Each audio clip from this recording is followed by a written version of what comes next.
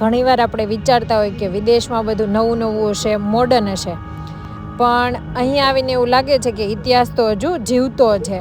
આપણું ગામ પણ એવું જ તો છે, જીવતો ઇતિહાસ.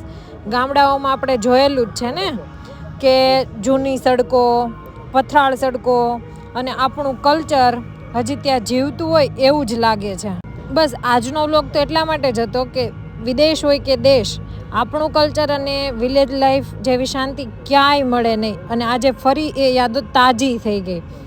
અને કોઈ નવી જગ્યાએ જોઈએ અને આપણું ગામ યાદ ન આવે એવું તો બને જ નહીં. અને આજે મેં આ ઓલ્ડ ટાઉન જોયું તો મને મારું જૂનું ગામ યાદ આવી ગયું.